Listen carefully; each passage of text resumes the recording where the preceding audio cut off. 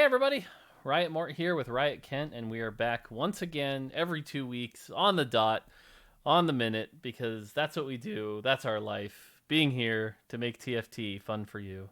Kent, how you doing today? I'm doing good, Mort. What about you? I'm doing well. I'm doing well. It's a little late right now. I think it's like 8:30 at night, a little past my bedtime. My old boomer, my back's kind of killing me, but no, it's good. It's good. So Yeah, Mort's up late, 30 minutes later than he should be. He goes to sleep on the dot at 8 p.m. so he can be up at 5 a.m. right, right. All right. So yeah, this is the patch 11.17 post mortem. This is where we talk about what worked, what didn't, and where we screwed up, tease each other occasionally, and go from there. So let's dive right into it, shall we? Yep, let's go. All right. The spatula change. Spatulas no longer count as items. I think this is a slam dunk. I think this is one of those cases where there's a bunch of projects that like we always know we need to do, and there's a ton of projects, and this is one that came because you had a conversation with which challenger player was it? New Bell. Yeah, you had a conversation with Nubel, and then you came to me, and I was like, yeah, and then I showed you how to do it, and then we just did it, and it's like, yeah, we should have just done that. Like honestly, we should have done this ages ago. Again, this is where some good can come from talking to players, I think, and credit to people, everyone who gives us feedback. So Yeah, definitely like list of things that we should at least like take a look at. I'm glad we got this one through, and it turned out really great. I think. So yeah, never feel bad about getting a spatula anymore. yeah, exactly. I mean, it's funny. I even have those games still where you get a spatula on 4-6, and you're like, that could have been 10 gold, that could have been a tome, but you know what? Oh well. Yeah, it's still a bonus, so you don't lose anything. Yep, yep. All right, traits. Sentinel rework. So Sentinel rework, I think, was a slam dunk. I think you could argue that 6 Sentinel is maybe a little overtuned. Maybe. Lucian's looking real good on ladder right now. Um, but overall, I don't know. I think the fact that you can get it on the carry now just makes it more fun. So I like it. I like this change with the success. And I've seen a few challenger players actually dip out of 6 into 3, run some assassins, stuff like that. So yeah, Yeah, I think the change was good. It brought Lucian. It gave like Lucian the power he needed back, basically, by both at like 3 with like a good front line and at 6. And me and Moore have talked about this, but like I love Lucian. I think he's a great champ because how flexible he is with items. Like you can go many different types of builds. There's lots of positioning nuance, so I think it's good. But ultimately, like Sentinel, the attack speed might be slightly high. Something that we'll keep an eye on for sure. yep. Skirmisher, we buffed 6 and 9. I'm gonna call this a miss, but in the sense that like, did it buff skirms? Sure. Did it move the needle a little bit? Sure. Is the spatula still the worst item in the game? Yup. Is the trait still garbanzo and frankly something that if we had infinite time I'd rework? Yup. So like, I don't know. At this point, I don't know that there's much more we can do with this before we move on to the next set, but it is what it is. Yeah, I mean, definitely made skirmishers like slightly better, but it's like ultimately it might be doomed to be like a trait where it's great in the mid game and you think about how you're going to transition into the late game, or maybe you just like slide into your top 4 by streaking. Yeah. It's just not very exciting the way that is, but this helps a little bit. A big part of it is the structure, the fact that you can hit 6 at level 6, right? The like not requiring a 4 cost really limits how much power you can put in there. And I think that's going to continue to be something that we have to take away from this set is like 6 pieces that don't require 4 costs are really awkward to play.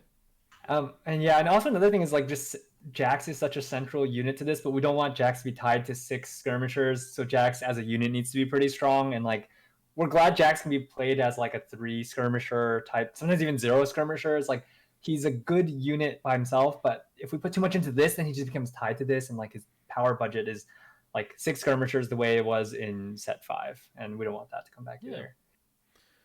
All right, Spellweaver rework. I'm calling this one a success with a big asterisk. I think it made the trait more fun. I certainly like 6 Spellweaver, especially with seeing it climb to infinity. I had a game where my brand hit 630 spell power just from the trait. Like that's hilarious and fun, and so the trait is more fun, which is good. And honestly, I think the balance is in a decent spot. Like it's not like Spellweavers are oppressive. The asterisk to me here is like the Spellweaver spat might be too good now, maybe on fiddle, but like, but I think overall it's a success. I agree. Yeah, and I'm glad it opened up like people wanting to play more Spellweavers as an opener. Like Ziggs is kind of insane in the early game right now. Yeah. To keep an eye on too, but like for the most part, like this has been. I think this was a good change. And if anything, it's just like small number tuning at some point, but like it doesn't seem egregious or anything. We didn't really miss the mark here, so I think this was good.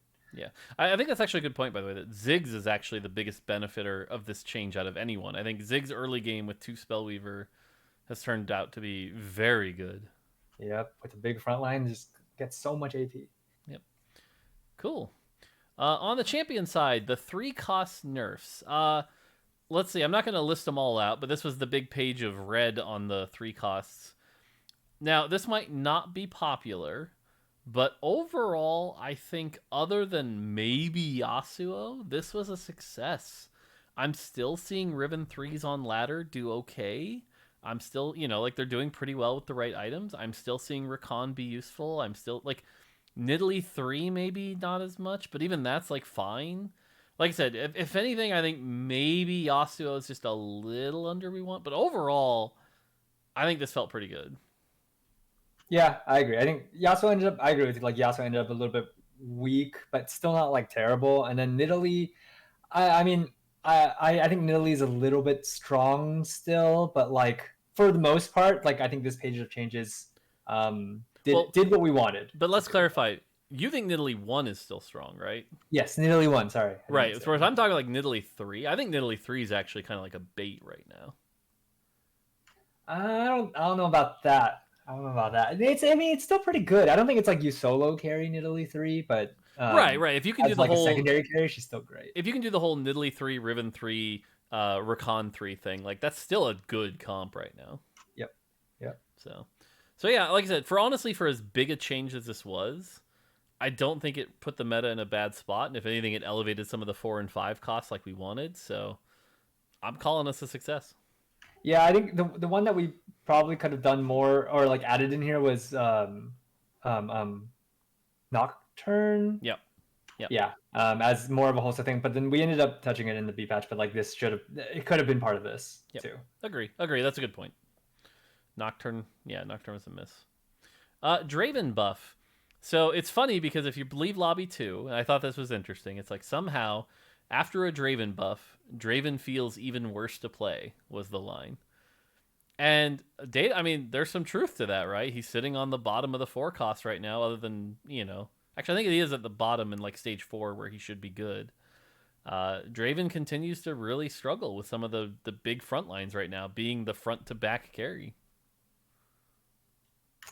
Yeah, I think the buff didn't. I mean, obviously the buff didn't make him worse, but like the meta shifting and lots of changes made him slightly harder to play. So yeah, this didn't go far enough. We should have done more to help him out here. I think Draven's an interesting example of a champion that has a few too many weaknesses. He's got the 3 range weakness, so you want RFC, but he also has to deal with frontline, so you want Last Whisper. But he's also a fragile carry, so you want Bloodthirster. But then if you have all 3 of those, you have no damage. And so he ends up kind of being in this awkward spot where, like, I wonder if we have to just solve one of those weaknesses. And you would hope Legionnaire would have solved the BT weakness, but the shield from Bloodthirster is just so valuable.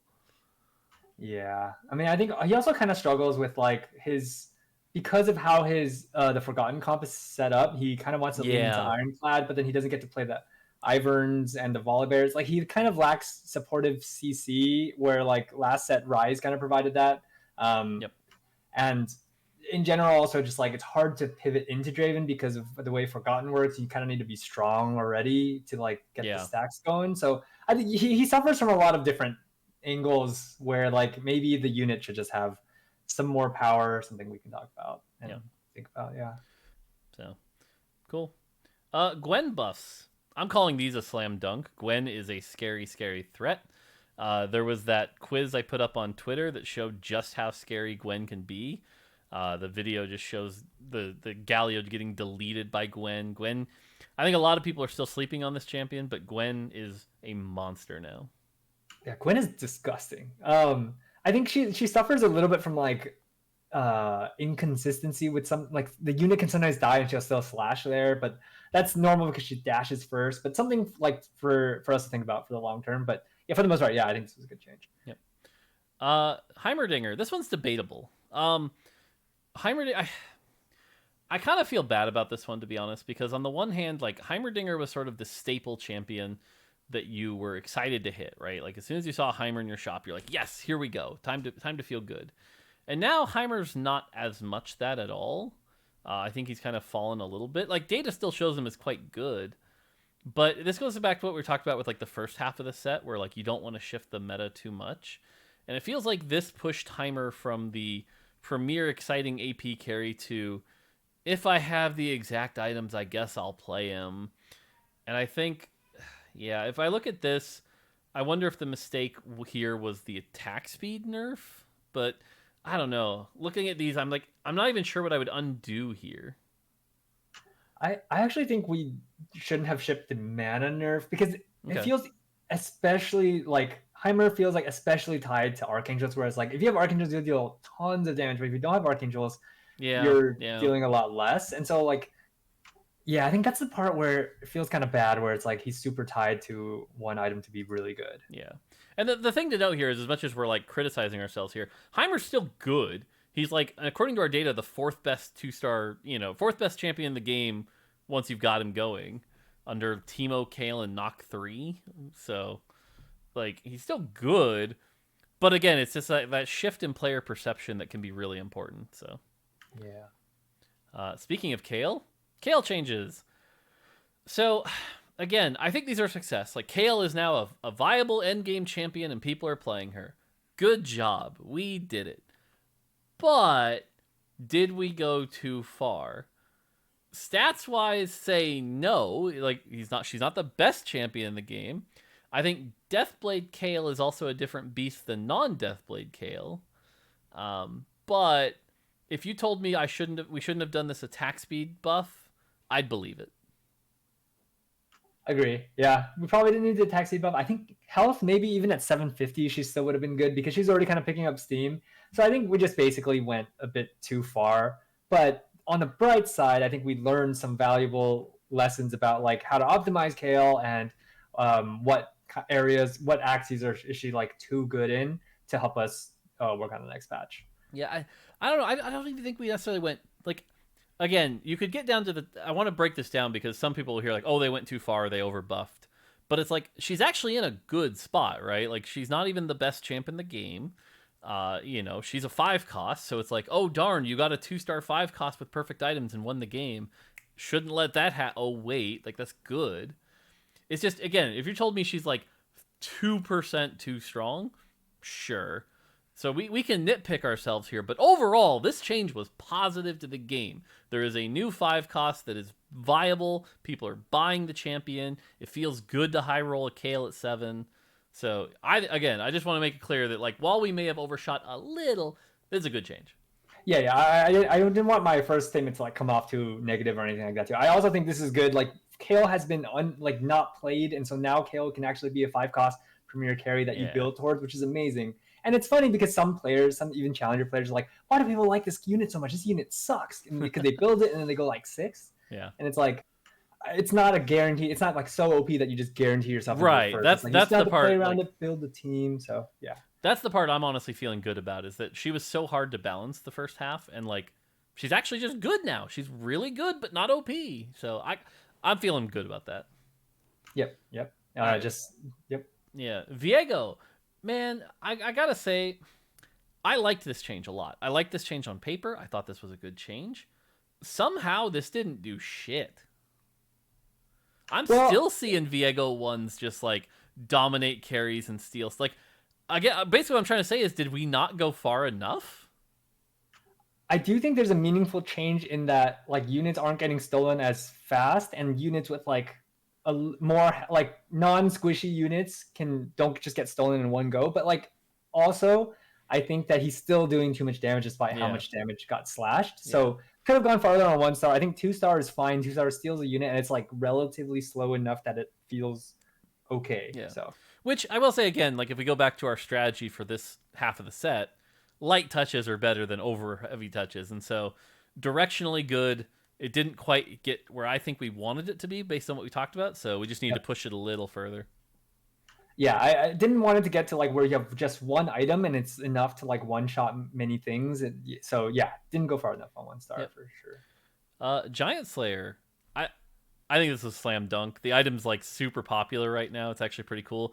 You could make the argument it's a little too good. And like maybe the Giant Slayer part here is supposed to go to 65%. Maybe.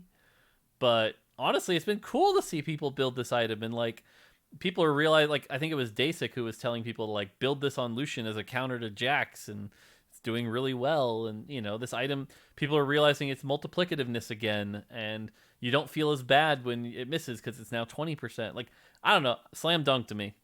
Yeah, I agree. I think this was good. I think the item's in a good spot now, basically, and people will build it. And before, nobody ever built it, especially using up a sword and a bow. So I think it's good. Cool.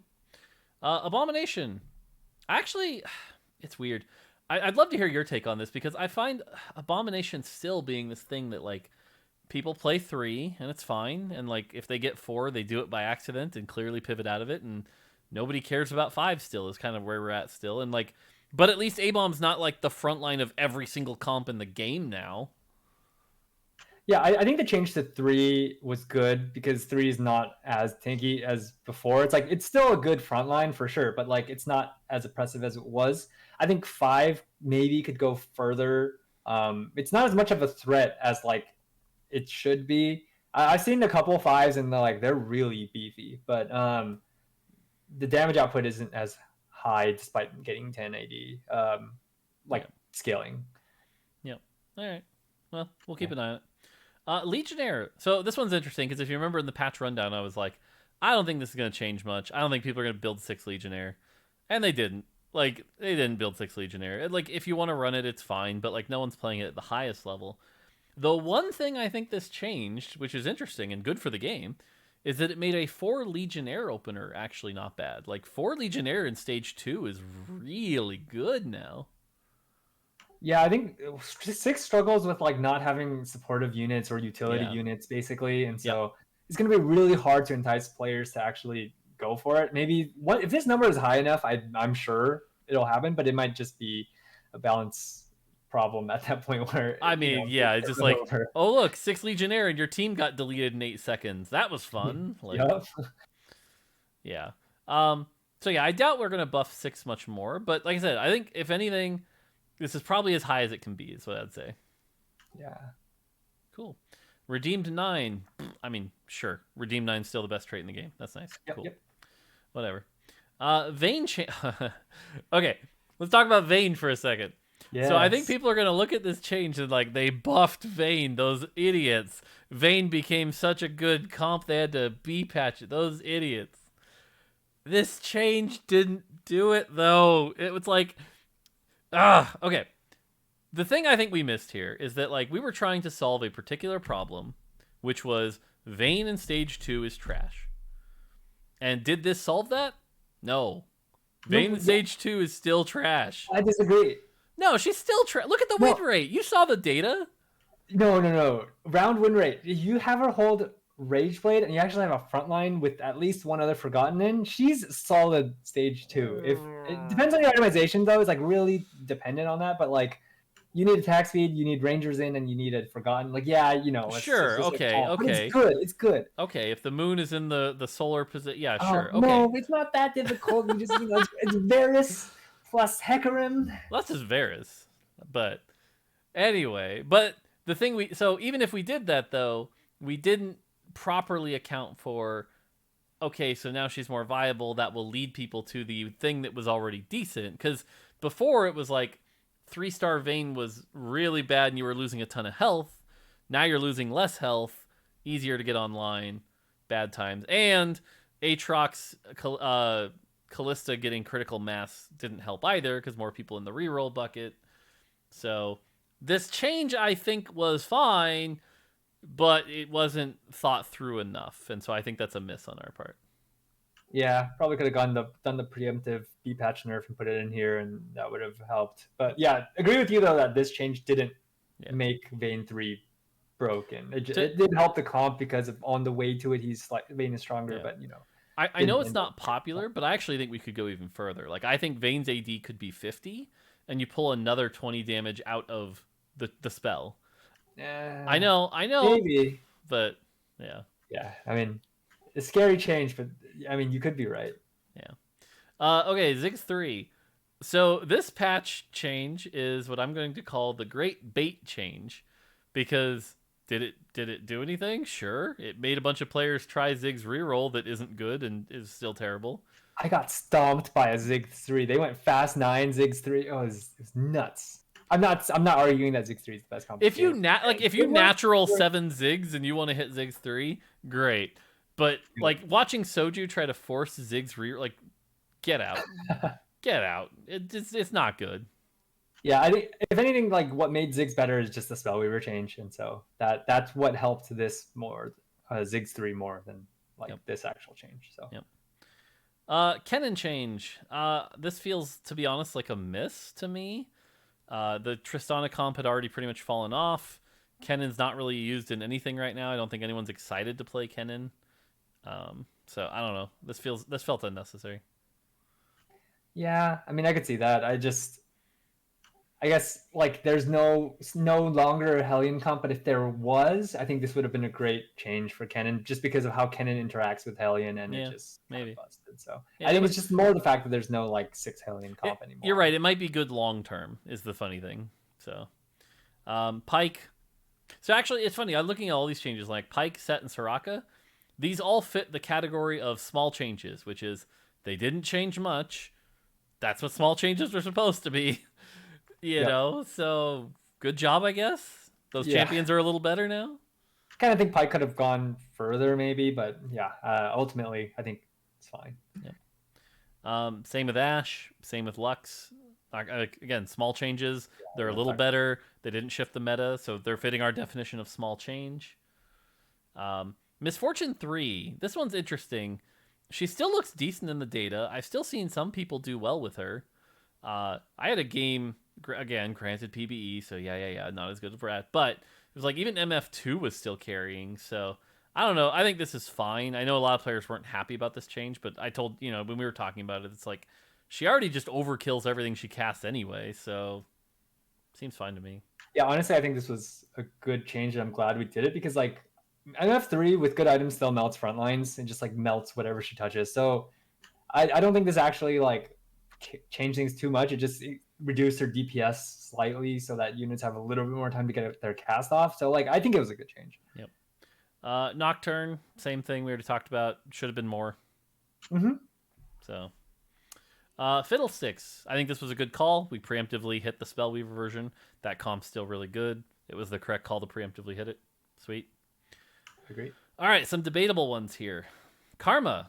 So we should have done this change. I actually don't think that's debatable, right? Like Karma needs more love. The question is, when are we going to get off our ass and stop just like giving her 10 damage and actually like quote unquote make her good, except she is kind of good, but only with the exact right items.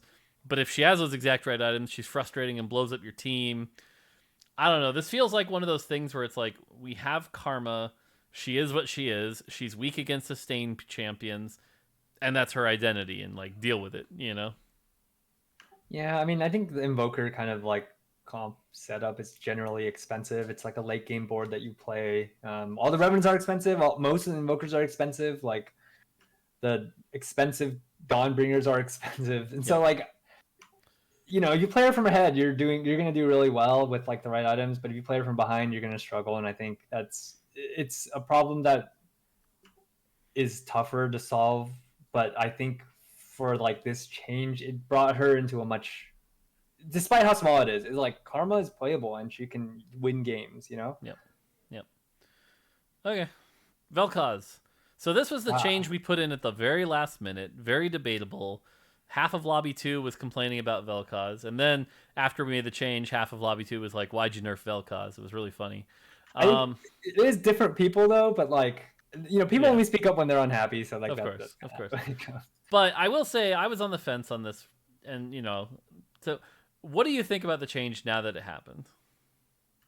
I still think this was a very good change, and especially because we bumped up Spellweaver, so like it's preemptive nerf, and the nerf was like actually so small for when you do play Shojin Vel'Koz. It like only hits the first cast, because the second cast you cast in the same amount of autos.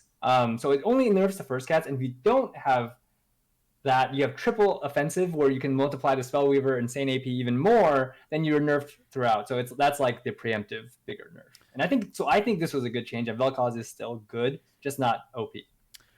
I admit I'm struggling because every time I play Vel'Koz on live, I end up being very unsatisfied with how long it takes him to cast. Even with a Shojin, it just takes forever now. But that's just one auto difference, basically. I know, and it's I don't know. And again, data right now shows Vel'Koz is like weak, which I think is, misleading because again, it's whether or not you have the right items for it. But yeah, I don't know. Yeah, people are definitely still playing Vel'Koz though, so. Yeah, I mean, in general, I just like how positioning dependent Vel'Koz is, but that's a bigger conversation, and we're having that conversation about like positioning, corner based targeting units, and so. Yeah, separate conversation. Yep. Akshan, I think this is good, especially with the Sentinel change. Solid. Yep, for sure. Yeah. Garen, again, it's in small. It made him a little better. It didn't change much. I don't think anyone's running Garen carries or excited. Garen's Garen. I saw some streamers where like Garen gets a kill and he does the Victorious, like holy crap, it did a lot of damage. So that felt kind of good. Yeah. To see that happens, like finally Victorious Trade is being used. Nobody really noticed it before, but like slightly buffed up, and so it deals a lot more damage. I wonder if we should buff it more. 100% missing. I was thinking 60, but Teemo 1 nerf, good. Yep. Might not have been enough, but like good. Teemo's still the best champ in the game, and frankly, he should be. So cool. Yeah. These cruel changes were also awesome. Happy to see those. The forced Volibear nerf. It's interesting. I actually think this did a lot more good for the game than we gave it credit for. In the sense that, like, it used to just be like Revenant endgame. And we're finally starting to at least see Revenants and Knights do well. So, now I can't say it's just this change or anything. Yeah. But at least we're finally seeing the meta shift away from every endgame comp is who got the Revenants first. Yeah, I was gonna say I don't think this change like really drove that. I do think this is a good nerf. I think we didn't go far enough though. Like not in this specific axis. I think Volibear is just. I was gonna say, do you want a 700 health Volibear? Is that what you're going for? Okay, Radiant Stoneplate. So this one's interesting. I think a lot of people would say we overbuffed this, but people actually want the item now. Good. Like, mission accomplished to me here. I struggle because like I agree with you, like, finally the item's being chosen, but also this item is so unfun to play against because like when you feel like it isn't doing damage, it feels really bad, Yeah, that's true.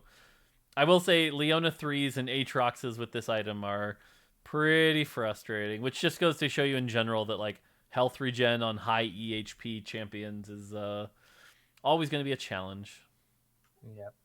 So base Gargoyle Stoneplate being buffed. Again, I think that was good. I think this is good. And then, hilariously enough, this is one of those cases I think it's hilarious. Hextech Gunblade got its max shield buffed, and the item got worse in the data. So, I mean, Yasuo used it somewhat, got worse. Vel'Koz got nerfed. Vel'Koz, yeah. So, but I mean, fine change. It just didn't do anything. Small change. This item, it's so tied to the performance of the specific few units who use this item, and so that's why it changes based on that. And then obviously we had to B-patch a few things we missed. Again, if you remember right before the patch went live, I told you that I thought it was going to become a one-cost reroll meta, and sure enough, what did we see? Aatrox, Vayne, a little bit of Ziggs, thankfully not much, thank God. But yeah, particularly the like Aatrox Callista Leona comp was really toxic. I think it was the duo tournament we saw an Aatrox 2 with 2 items just like tanking at level 8 endgame fights. It was pretty nutty. Yeah. So Aatrox 3 dealing like 700 damage with that stab is just bonkers. And so like Uh, I'm glad we tuned it down now. Aatrox can hit kind of hard, but like doesn't heal for as crazy amounts. And just seeing fighting an unkillable Aatrox, that was We should have caught it though beforehand, is what yeah, I'll say. We we should have caught the Aatrox. Vayne we already talked about, and then Nocturne we already talked about too. It's just like, but again, we're getting to the point where it's like these tiny little things, and again, it shows that like one thing being slightly off in TFT can cause the whole stack of cards to fall over. yeah, I think if one thing to take away from this is basically like you had the intuition where it was like, it's gonna become one cost reroll comp meta, calling it. I think we should have expanded on it and like had a longer conversation about like, do we need to preemptively do anything? Why do you think this? Kind of dig into that more to But maybe see, catch these ahead of time. I agree, but now comes the real part that players give us no sympathy for, which they shouldn't, to be clear. But the reality is, why didn't we do that, Ken? Because we have a billion other things we're working on, because you needed to go help with the thing on set 6, and I needed to go do some hiring and recruiting, and it's like, because our schedules are full and we don't have infinite time to solve these problems, And because of the way we have to lock our patches, because our patch cycles work the way they work. Yeah, we have to lock so early, and that's what I'm saying. Like, yes, we can and should have caught it, but even that intuition. When did I have that? It was like Monday. I think it's actually the day of patch lock, but so that's pretty hard to like. Okay, well, if it's day of patch lock, if I don't remember saying it that early, but if I said it that early, okay, yeah, that's on us a little. No, the day of. Oh, you're saying B patch time or A patch time? A patch. Monday? I thought I said it on A patch time. Is when I said. I don't remember. I don't remember. But I guess it's easy in hindsight to go back and be like, we should have talked about this. But in the moment, it's like, okay, we had to go prioritize the next thing. Right. You can't just like have a one-off 2-hour conversation about something. Because right now that like every minute we're spending on live right now is a minute we're not spending on the thing on set 6, and it's like we really need to get working on the thing on set 6, and it's just like God. Yep. So, yeah. All right. Anything else we want to talk about here? No, I think that's it. All right. Well, it's a decent patch. Meta's been fun. Lots of comps playable. Always work to do though. So, cool. Yeah. All right. As always, let us know if you like watching these. Because if you don't, I want my 33 minutes back. So, yeah. Thank you for coming to our TED Talk. Goodbye. All right. Take it easy, everybody.